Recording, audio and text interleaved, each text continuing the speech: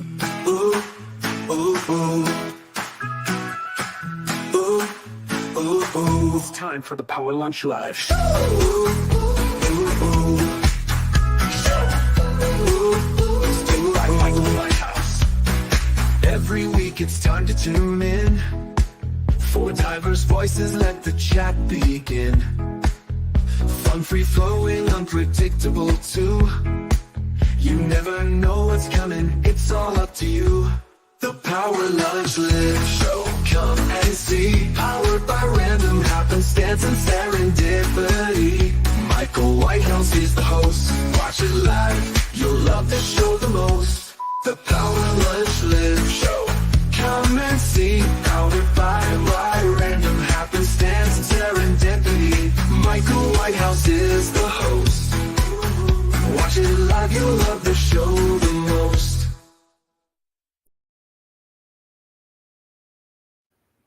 Hello and welcome once again to the Power Lunch Live Show. I am indeed your host of the show you'll love the most, Michael Whitehouse, the guy who knows a guy. Every week we do bring together as many as 4 fantastic guests, and they are hiding behind me right now. So let's see who we have on the show. Ta-da! So today we have Biz Coach Steve Feld and Andrea Anderson. Let's meet our guests. So Biz Coach Steve, tell us a little bit about yourself. Well, thank you, Michael.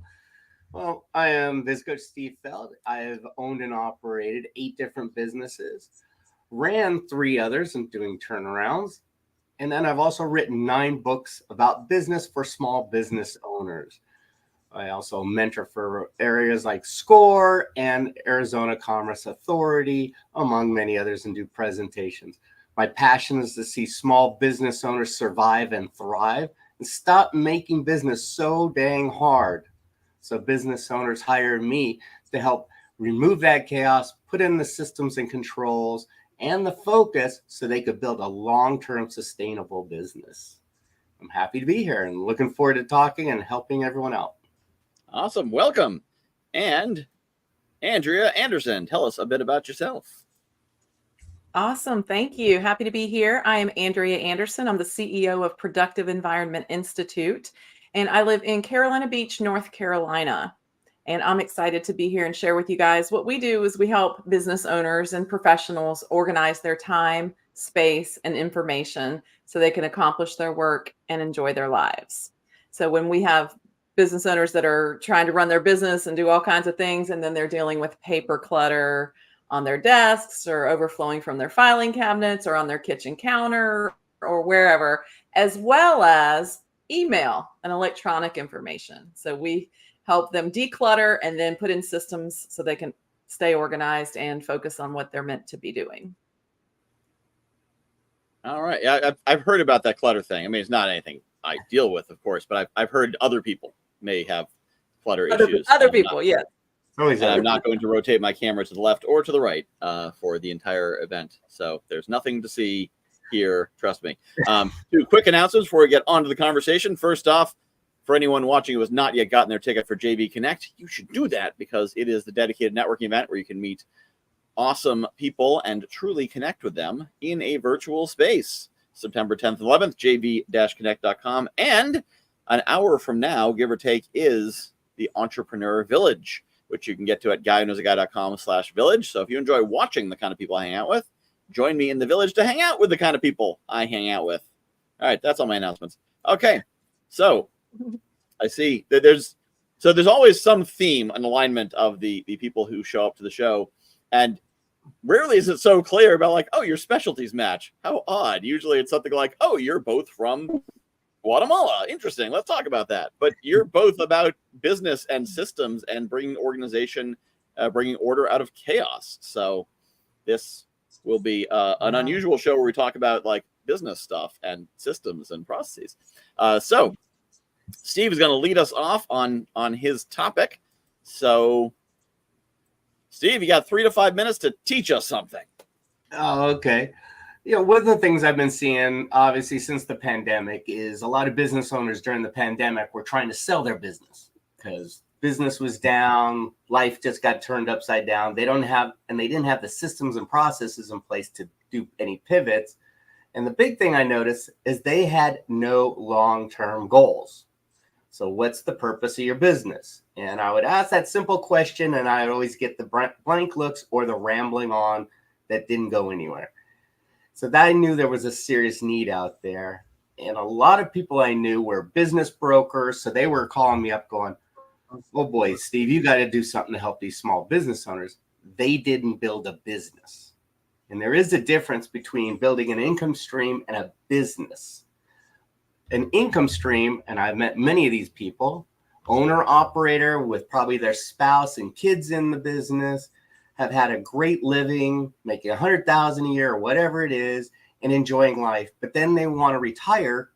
There's no business to sell, because if you take the owner operator out of the business, there is no business, because that's the person who is the sales, the accounting, the marketing, the everything person, nothing else. That's not a business. That's a great income stream and a great living. Whereas on the other hand, a business is something you're building up with putting systems and processes in place. You have a clear-cut goal. What is the purpose of your business? What is your exit strategy, which many people have never sat and thought about? Because if you know why you are building the business, you can actually build it towards that exit strategy. Like they say, know the end in mind, everything else will start falling into place. Go towards that goal.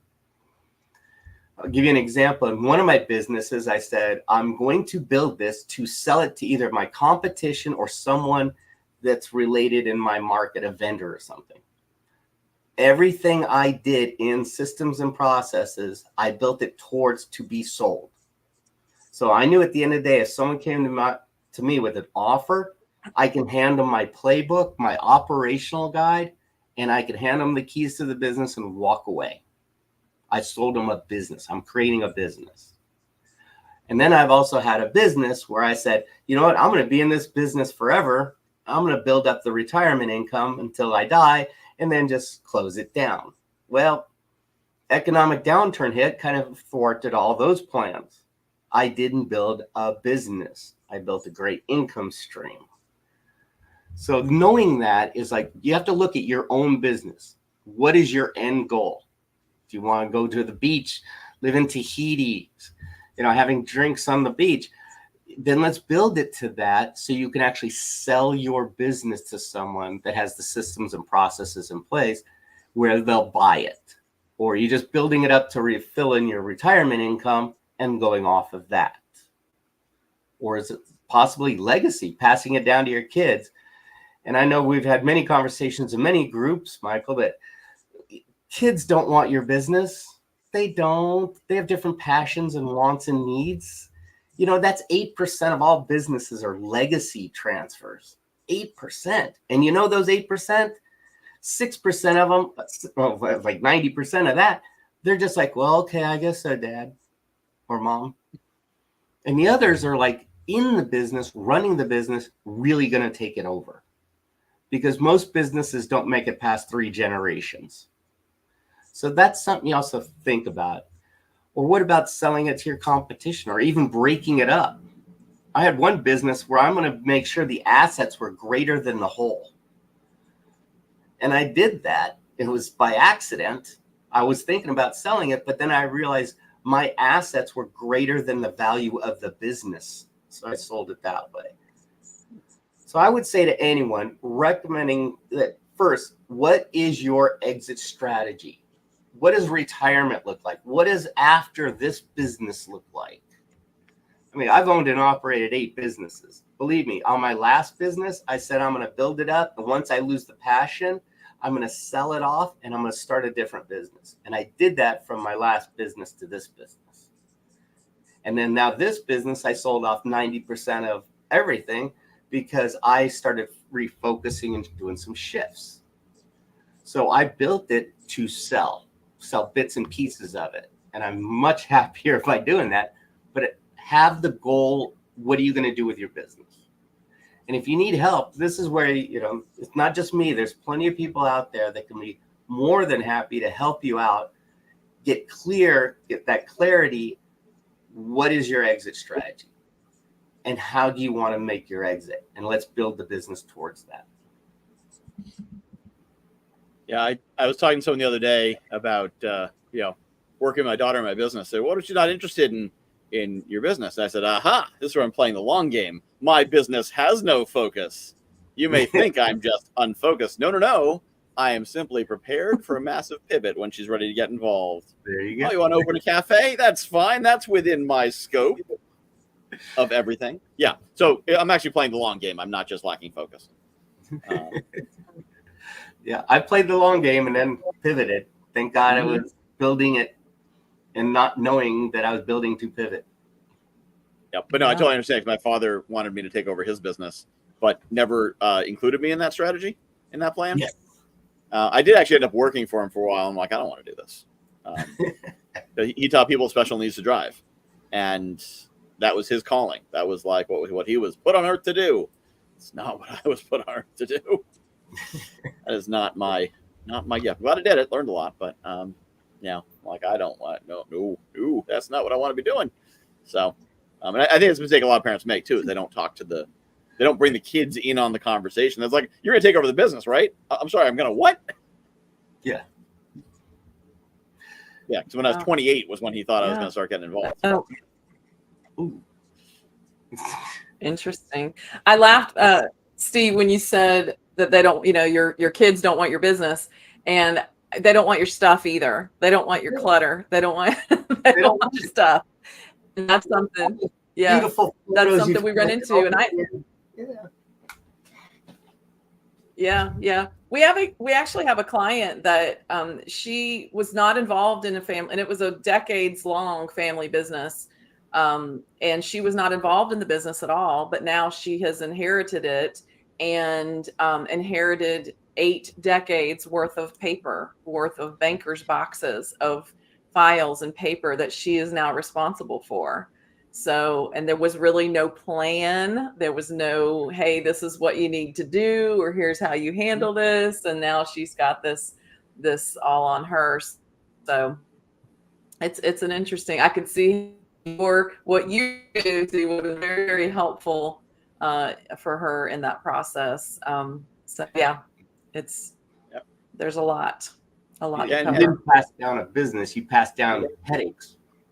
Yeah, and as about my father's business, he was so integrally involved in it that it wasn't. I mean, he had some other instructors, but it still always came back to him. Right. So there would have had to be some master instructor who wasn't me. So I would have had to find someone with my father's level of skill. I mean, I could have been the CEO overseer, but I would have had to find someone with my father's level. And at the time, I was just like, I don't want it. But I'm thinking back 15 years later, I mean, what he was doing was great. I think I saw the business opportunity there, but yeah, is that I couldn't do what he did.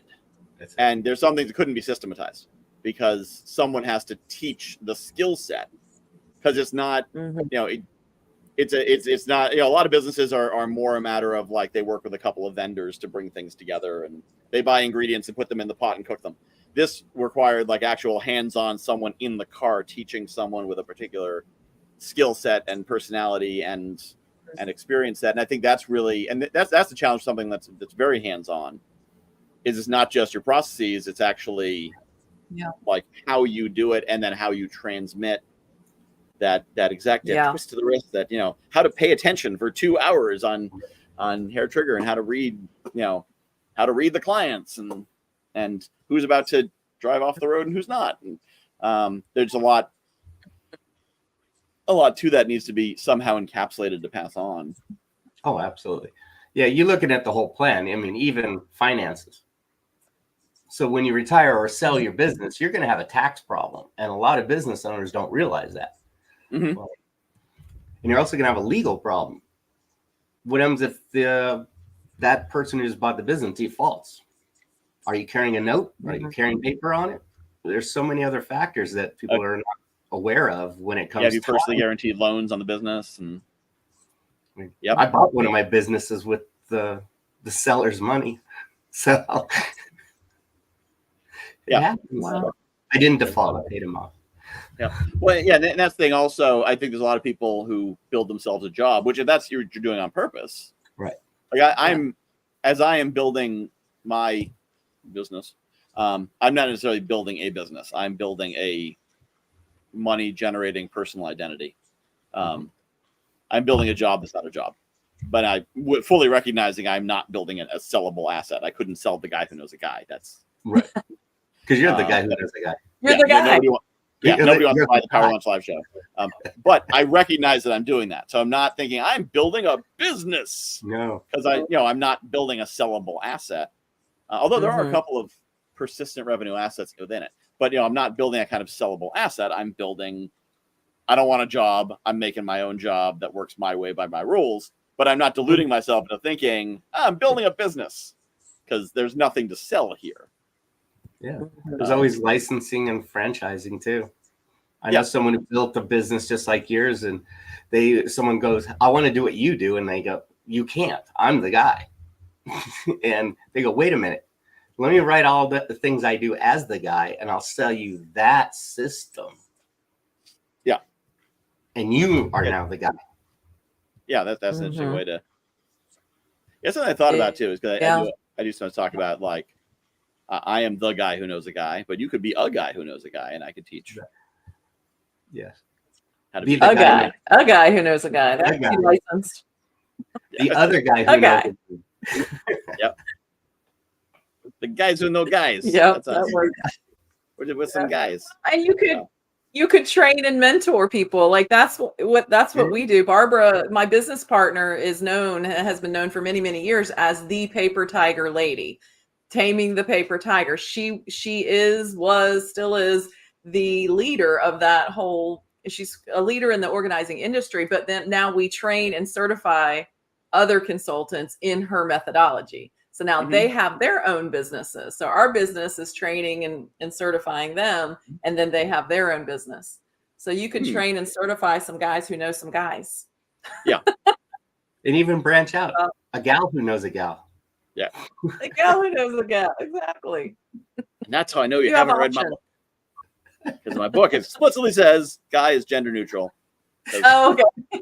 Yeah. After many months of trying to find some other way to express it that didn't sound, we couldn't come up with anything because it's like how do you replace a 3-letter word that just so precisely nails it? Because everything else is multiple syllables. A person who knows a person who's valuable, the man or woman who knows a valuable opportunity, just not the same. Yeah. So not at all. So we're talking a bit about organization. So Andrea, tell us a bit more about the art of taming chaos. Taming the paper tiger. Yeah. So of course, Barbara started over 40 years ago helping offices, business owners dealing with the paper and the physical stuff. And now, of course, that we're in the digital world. And a lot of people thought that, we have email now. We're paperless. We're a paperless society. We don't need paper, but that's not the case. We are still working with many, many, many, many people who still have paper. And now the clutter in the digital world, Barbara calls it a faster hidden mess. So it's there. So I always use the example of imagine your desk. Well, think about your email inbox right now. And I don't know anything about you two on here. I'd rather not think about my email inbox, actually. As far as your email inbox, I'm not looking in your inboxes, but I want you to imagine however many emails you have in your inbox. Imagine those are each individual pieces of paper on your desk, in your office. And, we have clients. I think the highest one was around, 500,000 emails in the inbox. Most are in we have a lot that are 10, 20, 30, 50, 80,000 emails. So imagine if those were individual pieces of paper on your desk. That takes up a lot of mental energy, you're missing opportunities. So whether it's physical or digital clutter, it doesn't matter. It's still robbing you of time in your business. It's robbing you of opportunities. Maybe you have a new potential client, but you lost the business card, or you lost the contract, or you lost the information, and it's on your desk somewhere. So one of the things you said to teach something, so I'll just teach. One of the very first things we do with a new client is say, number one is designate a space, and I think you both have it. Anybody listening, designate a space that is your command center. You know, some of our clients have home offices, or you've got your command center there. Yeah. Some of them don't. Some command centers are a corner of the dining room table, and that's okay. The kitchen counter. I mean, you know, if that's what you have. In fact, we work with clients who don't have a business either, but they still have paper, and we call that the home office for the business of life. Also, the home office for business and life, if they have both. So you need to have a place that is kind of your bill paying and your paper processing place. And then, so number one is identify the space. And then number two, you know, we teach some boot camp style classes where we come together on a certain date. And one of the questions we get is when people sign up for that is, what can I do before the class starts? What can I do to get started? And so number one is identify the space. Number two, get rid of the obvious clutter. So guys, look around your space right now. If you have any, you know, I have a coffee cup, but I'm actually drinking coffee out of it. But do you have anything that's you're not using right now? I mean, and for us girls, and this, well, this could be gender neutral too. Hair ties, like if you have hair ties, you know, sitting around. You know, if you purchase software or a new microphone for your business and you have the box, you still have the box sitting around, you know, that's obvious clutter. You can get rid of that. So go ahead and get rid of the obvious clutter. And then we have a system and I'll end with this piece. We call the file act system, or trim the fat from your desk or your. And so there are 3 initial decisions that you need to make about any piece of paper. So that could be an email. That could be in your the papers piles on your desk now, as well as new things coming in, like the mail coming in today. You would do the same process with that. And you would ask yourself these 3 questions. Number 1, do I need to file this for future reference? Do I need to act on this? Or can I toss it? So file, act, toss. Okay. File for future reference, act on it, which means the ball is in your court. You need to do something. You need to call someone, or you need to email, or you need to sign, and you need to mail, whatever the action is. Or can you toss it? And toss, recycle, or shred is, you know, any of those options. So, you know, we talk about, one of the quotes that Barbara says is, today's mail is tomorrow's pile. So that means we put our system in place. So we have a new system, and you've got these new, decisions that you're going to make. You have to put that in place before you go back to all the old stuff. So if you've got boxes of old paper, we ignore that at first. Don't even worry about the old stuff. We need to put a system in place for the current and the new stuff coming in. Then you can go back and deal with the old stuff. Otherwise, while you're dealing with the old stuff, the new stuff's coming in and piling up. So we want people to be able to check their mail, or print something off the internet, or print an email, or somebody gives them something. We want them to have a place for it to flow. And the first 3 places are file for future reference, act, or toss.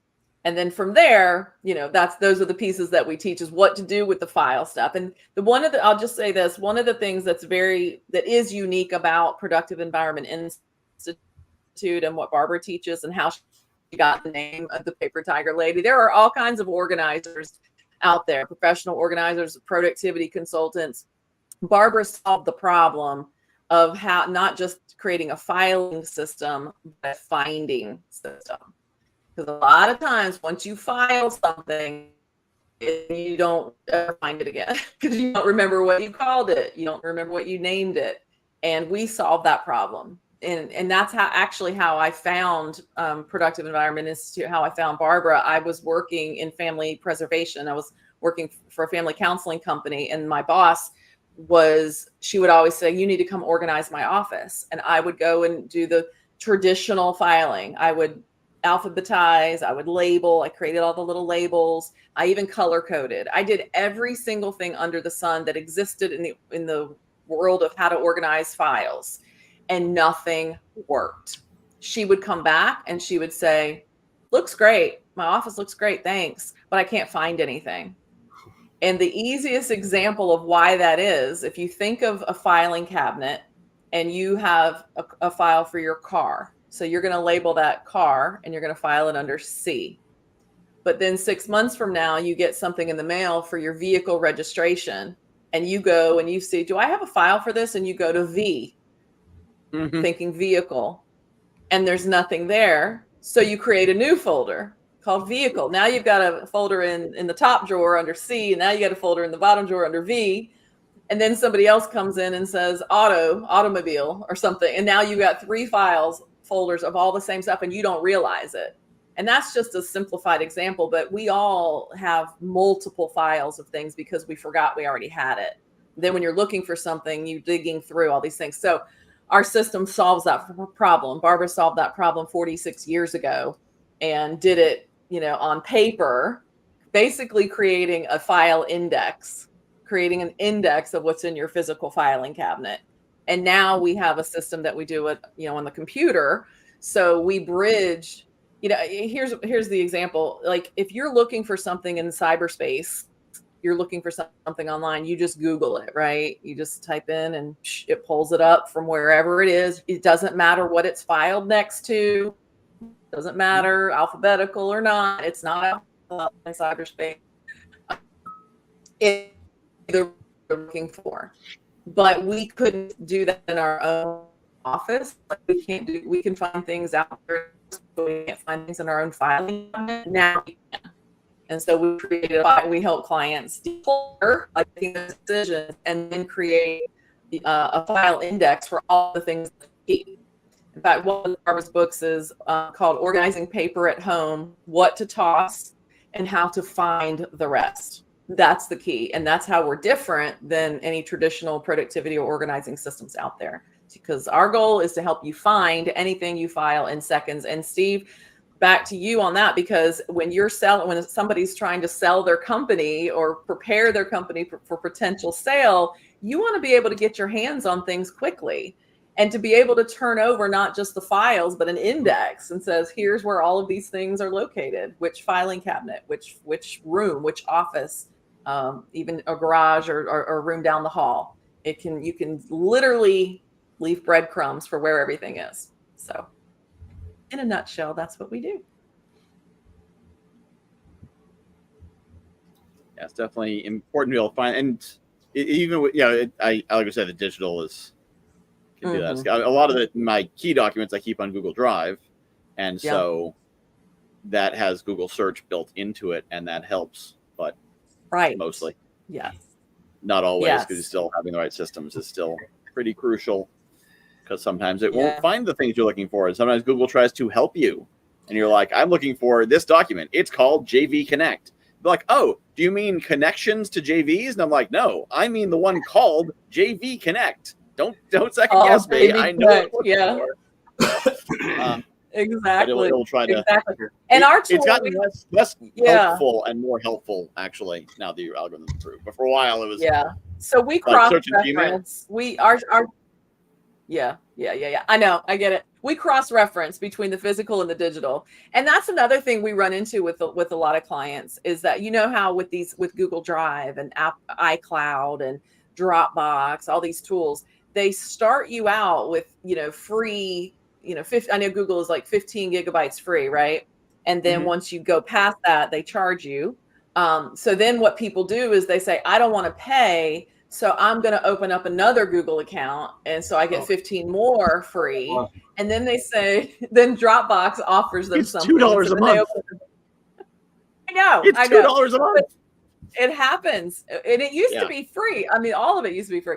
But anyway, so now we have clients who come in with multiple drives. And now the problem is you're searching in Google Drive, but is in Dropbox? And so we have tools to help search across all the platforms if they want to, or to combine and consolidate and condense down to one or two platforms. So I think that we also have people huge, with multiple. It's the same thing happens with email accounts. Yeah, I think that brings the problem of people get so fixated on dollars they don't think about other assets. So, you know, they're like, oh, I don't want to pay for that. Well, it's $2 a month or $5 a month. I think it's $2 or $5 a month I'm paying for 2 terabytes of storage. And I basically looked at it and said, so I could try to dig through and find the right things and delete them and clear space, but that would probably take 2 hours to get me 3 months, and then it'll fill up again. Or I could spend $5 a month and never have to worry about it. And it does have the advantage of, you know, often you keep things like there's a 0.2% chance I might someday need this, but probably not. So paper you throw away because it's not worth storing. Digital, maybe I'll need it. 20 years from now, it's still in my Google Drive. I can search it up. There it is. And otherwise it's not in my way. So again, $5 a month. But I think some people get fixated on, I don't want to pay for this. I want everything to be free. And so they spend 3 hours a week saving $5 a month. Which, you know, as long as your time's worth less than $2 an hour, then by all means, that's a great thing to do. You're going to pay for it one way or the other. Paying for it one way or the other. Yeah, that's it. And that's the other thing I recognize with events is there's no such thing as a free event. There's events you don't pay money to attend, but there's no such thing as a free one, because if you're going to come to my free summit, you're investing 6 hours. That's worth way more than money. You can go make more money. You can hire someone to make you more money. You can't make more time. So, you know, whenever I attend an event that's not as advertised, I've gotten more and more harsh about my languaging on this. I used to be like, oh yeah, that wasn't a great event. It was a waste of time. Now I say people who run events that are not as advertised, like come to learn this, but actually I'm just going to pitch you something. They are thieves and liars. They are stealing the most valuable asset people have. They are people without integrity and honesty, and I would not do business with them. So yeah, I'm pretty, you know, even keeled on how I talk about those people. I don't want to offend anyone. I just call them thieves and liars. But you know, time is the most valuable thing. So if I'm asking you for your time, I damn well better deliver what I'm saying I'm going to deliver. If you're going to invest 60 minutes, 90 minutes, 6 hours, 2 days. Yeah. And you know, what comes up a lot where it's interesting how it's socially acceptable to say that you are so busy you don't have time, like that you have a time management problem. Having a time management problem is okay, but saying you have paper clutter or email clutter is not okay. But what people don't realize is the paper and the email clutter is what's causing many times the time management problem, because you are spending time looking for lost information. You're looking for things. And one study shows that the average worker, the statistic was the average worker spends 150 hours per year just looking for, and when you executive the owner, it's 300 hours per year just looking for stuff you know you have. And so you either are just looking for it, or you create a new one. You start over and you're duplicating. And so yeah, you're paying for it. Again, paying for it one way or the other. So yeah. Absolutely. Yeah, those are key things, all about systems and processes. And and what you're saying about dealing with the stuff as it comes in rather than the old stuff. That's one thing I sometimes talk to my wife about. Like I just don't have time to clean. I don't have time to. I'm like, no, we need systems. It's like, well, no, I just need more time to clean and time to catch up. I'm like, no, like mail when it comes in, where does it go? Well, I don't know. That's why we have piles of paper on the kitchen table. Not 'cause you don't have time to clean it, but because you touch it 4 times. It comes in, it goes here, then we move it over to here, then we move it over to here, then we open it, and then we leave it here, and then it goes here. I'm like, systems. But I always think it's hilarious when people say, Michael, you're so organized. And I said, what? Organized? That's a word I'm not used to associating with myself. But I prefer to call that functional, because without the organization, I would not be functional. And so sometimes people say, "Oh Right. yeah," And like I have systems for booking Right. calls. You want to get on my calendar? I send you a calendar link. And I've had people say, "I don't like those things. Let's just get on. Let's just call me whenever." You know when I talk to those people? Never. Yeah. There's no. I checked my calendar. There's Sunday, Monday, Tuesday, Wednesday, Thursday, Friday, and there's various numbers, but I have not found whenever anywhere on it. I don't know if I have to scroll down to find whenever, but I've never found a whenever. Yeah. Oh, my favorite is when someone says, "Oh, just call me whenever," and I try calling them 3 times. They don't answer any of those 3 times. I called you whenever. Yeah. But Whenever. But you did. your whenever. I'll is not the answer same as whenever. whenever. Yeah. That's right. See, that's where those systems and processes come into place for increasing productivity and reducing all of that. And I totally understand you with Michael on the calendar. Same thing happened to me. I'm like, well, here's the link. You don't like it? Have a nice day.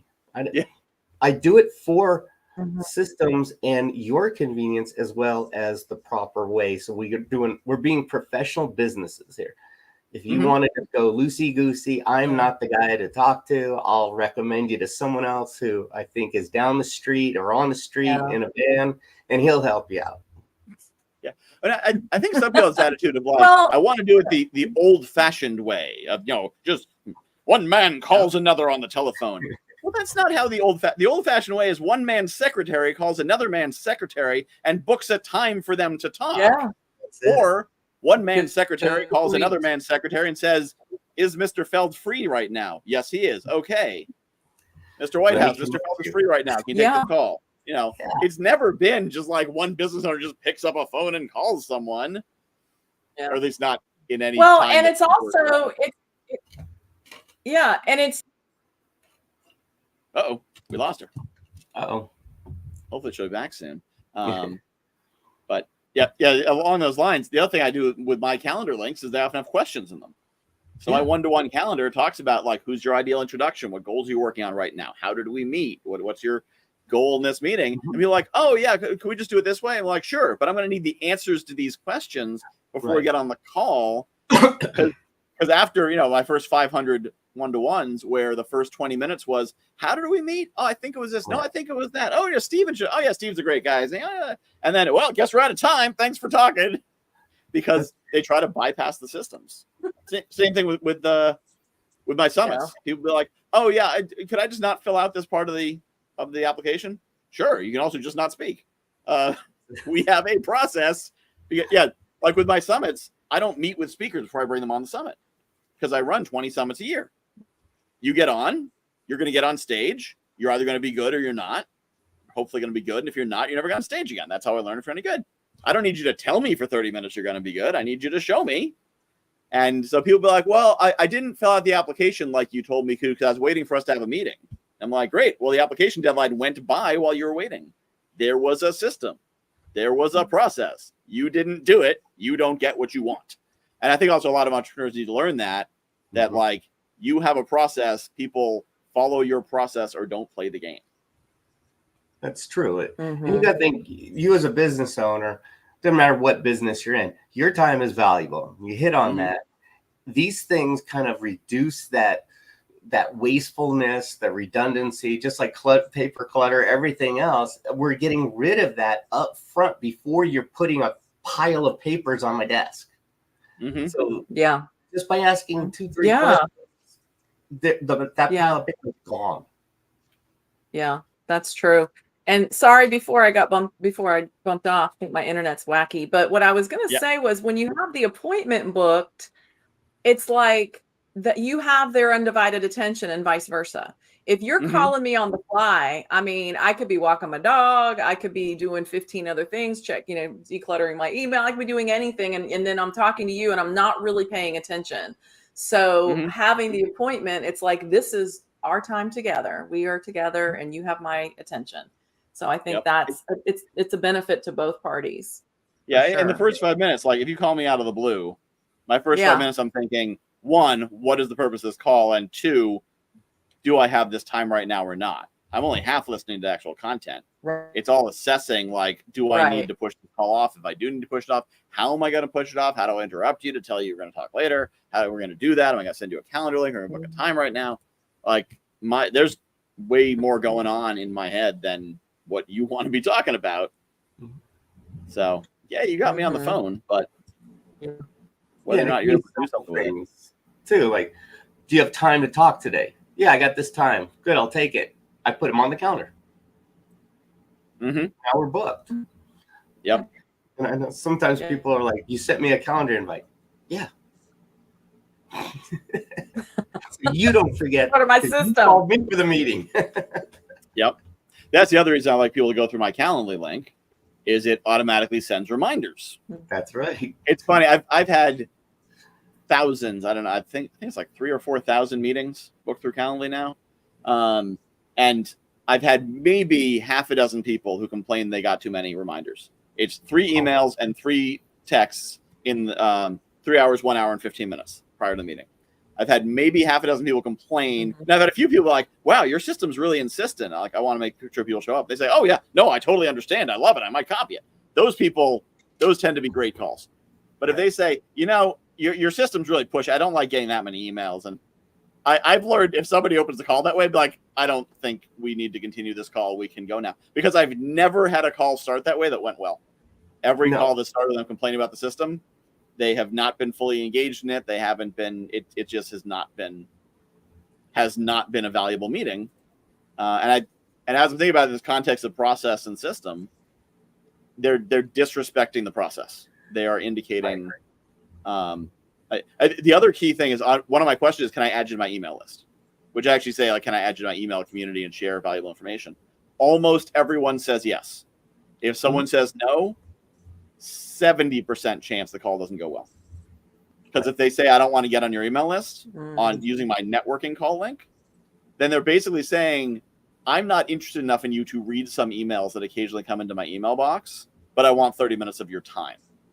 Right. And that is often every once in a while, it's, we're using that link for a specific business purpose, like, and like we're going to do this and just this. Okay, cool. But if there's not a specific reason, that is a huge red flag when I see a no on that, because it's telling them, they're basically telling me, I want 30 minutes of your time, but I'm not willing to give you 2 minutes of my time tomorrow.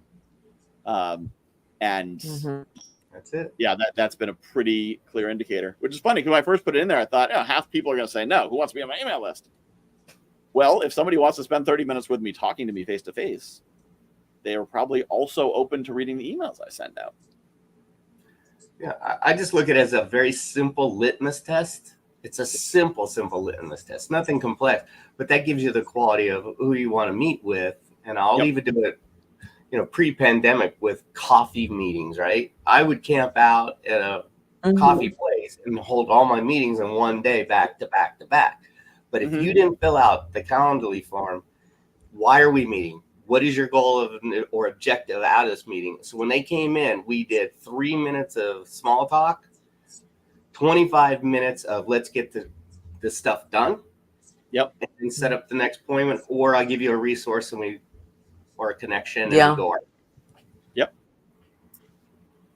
Yeah. And people who complained about it, I said, cancel the meeting. I'll cancel it. Done.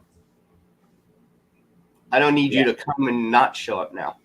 Yeah. Yep. It's true. That just adds coffee on my table. Yeah. The other thing, people who don't answer the questions. That's the other one. Yeah. I had one is like, didn't answer or the only answer they gave me was, this is too many questions. And so I emailed them back with all the questions on the form and 2 more. And I found most of the time, if they don't want to answer the questions, they're trying to sell me something. Yeah. And they're not good at it, because if you want to sell someone something, you comply with everything they're looking for. I learned that selling car. I remember the first car dealership I worked at, I'd go to my manager and I'd say, hey, the customer wants to know this. And the manager would say, they don't need to know that. I'm like, the hell they don't. You know how I know they need to know that?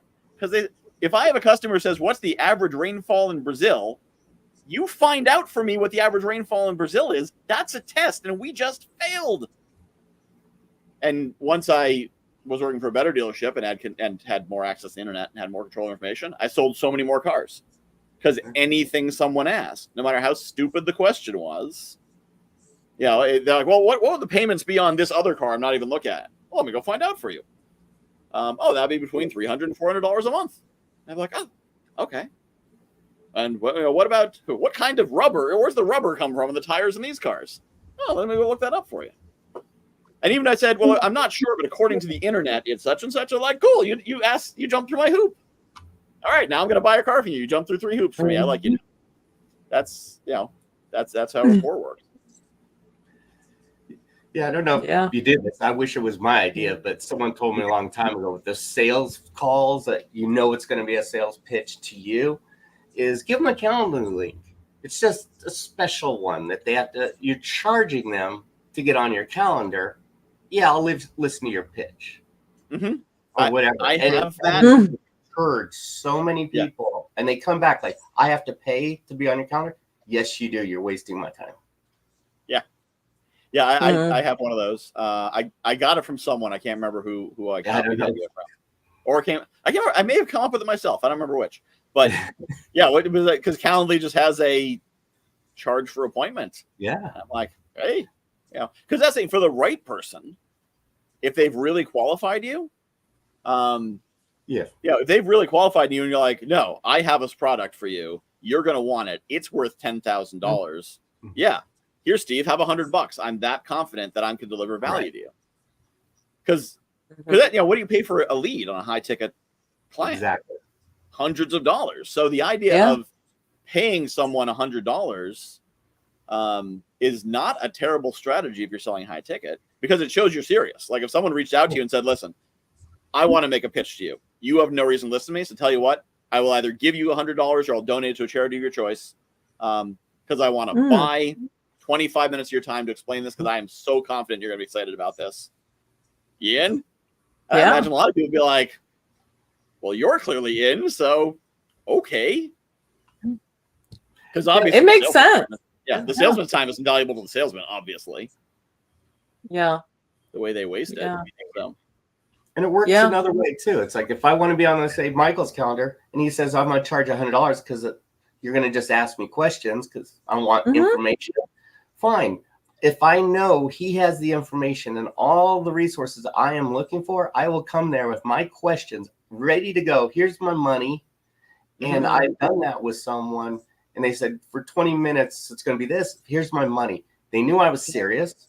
And I came, hey, it's great to know you. Thank you. Here's the first question. I'm not BSing now. It's like, let's get to business. Yep. He helped me out so much in 20 minutes. And he actually refunded me right after the meeting. He goes, really? Serious.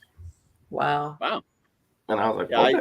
I have that. I don't refund the money, but I do have a calendar link that's basically it's tap my knowledge network. It's basically pick my brain. Yeah. Because I love sharing knowledge. That's why I do a free podcast and all this stuff. But at the same time, if you offer free coaching, like I book a free coaching session, you don't get the people you want to talk to.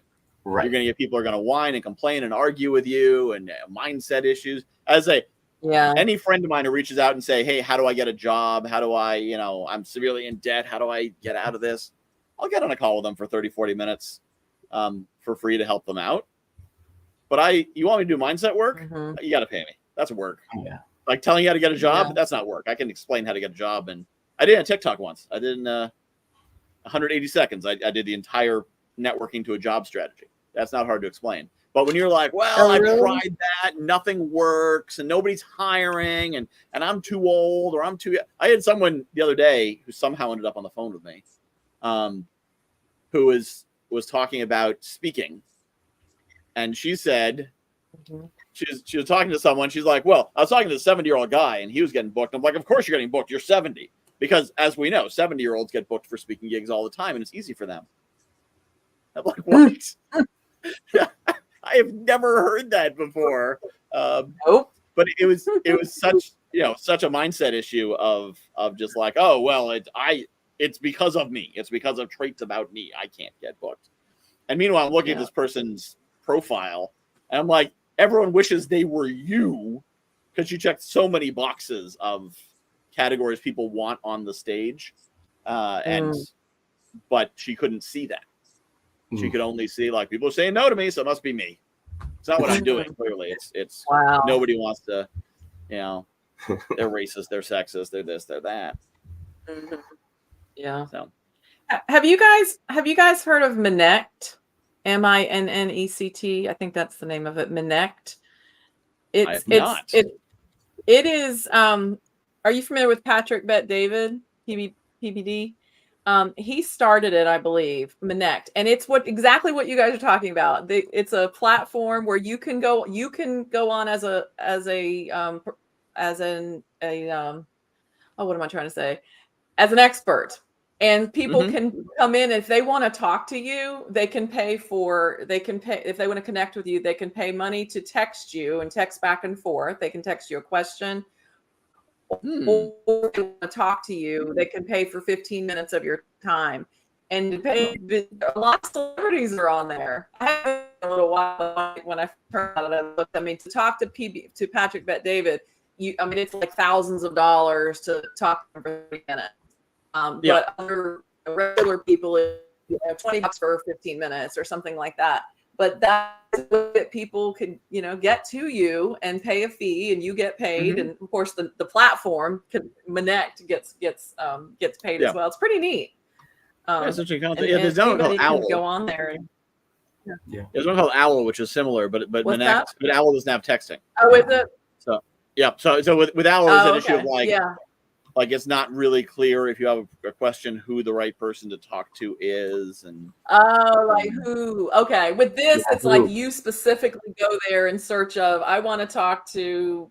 I mean, there's like I said, there's celebrities on there. Like there's politicians on there. I want to connect with this particular person, and you can pay for their time. Which it goes back to your point of having the calendar link be a payment. Like if somebody wants to pick your brain or talk to you, I mean, okay, but here's my link and here's what it costs. So anyway, I think it's pretty neat. Yeah, it's great concept because I think so often. I mean, my main program is $100 a month, Foundations Inner Circle, and it is basically get on a call with me once a week, and you can access me through a private circle community and whatnot. But it is to ask all those little dumb questions because sometimes you need someone like Steve to come in and like revamp your business, or you need someone like Andrea to come in and build up a whole system. And sometimes you're just like, I'm stuck. I need more sales somehow, but I don't know. I don't know what I know. I don't have money. I don't know what else. And so just having someone who's there to say, to just work the process. All right. If you get a customer if you get a prospect on a call, can you close them? Yes, no. Yes, I can. I just can't get them on calls. Okay. Do you have a list? Yeah, I got 4,000 people on my email list. All right. Well, so it's right here, getting them from the list to the calls. That's where you're missing it. So either here's a strategy, or here's an expert you can call to learn from, but it's so hard to do that for yourself and figure out like what part of the system you're missing. So I created the 9 foundational questions. And question 7 is, how do you close them once you're on a call? Question 8 is, how do you get them onto a call? Question 9 is, how do you build your audience? A lot of people think they need question 9, I need more leads, where they really need question 7 or 8. How do you get them booked on a call, or how do you close them once you're on a call? I need to learn how to close better. Oh, how many calls have you had this week? 1. All right. I don't think that's your problem then. Try talking to more people. But it's knowing where that is, which is crucial. So speaking of knowing where this is, it is the top of the hour and almost time for the village. So it's time for our final thoughts. So I need to look in the bottom right where the clock is, not the running timer. Like, I'm 53 minutes in, and we started late. So let's get some final thoughts. This has been fun. All right, Steve, final thoughts. My final thought is, listen, you can't run your business all by yourself. Get some help. People are out there who are passionate about doing things like accounting or systems, process, organization. Get the help you need to really start focusing on your business and growing it. Get rid of that stress. Nice. Yes. Seek professional help. Yeah. People say that all the time for some reason. I second Thank you. that. I second that. Asking for help is not a sign of weakness, it's a sign of wisdom. We're not supposed to know how to do everything. We weren't trained. I mean, organization wasn't taught as we were all growing up, having systems. Most of our clients, I'll say all of our clients, are very, very brilliant people. They are very good at what they do, but they struggle with disorganization and overwhelm. And so there are systems and tools, and you can be taught to implement them. So, and we offer a free webinar. If you go to productiveenvironment.com, there on the screen, you'll see a little pop-up for a free webinar. You can come learn about some things you can do right now to help you start decluttering and getting organized. So those are my final thoughts. Well, thank you. This has been lots of fun, and I had plenty of chances to rant, so that always makes a good show. So, and yeah, so a lot of great concepts. Hopefully, folks watching learned a lot. Folks watching replay can learn a lot. And if you are watching this live, join us right over in the village. Go to guywhoknowsaguy.com/village, which is happening right now as soon as I get off this and get over there. And don't forget to get your JV Connect tickets for the best darn networking event on the internet. Or as we discussed last night, the networking event with no butt.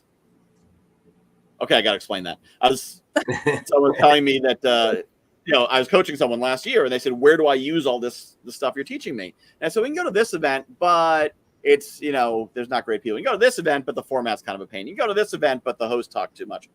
And I said, I need to make an event with no butt. Because every event I try to invite people to, there's a but. So let's try to make one with no butt. So, JV Connect, the event with no butt. Love it. And with that, I will bid you all farewell. See some of you in the village, others of you next week, and others of you in the future. Thank you all for joining. Bye. Thanks.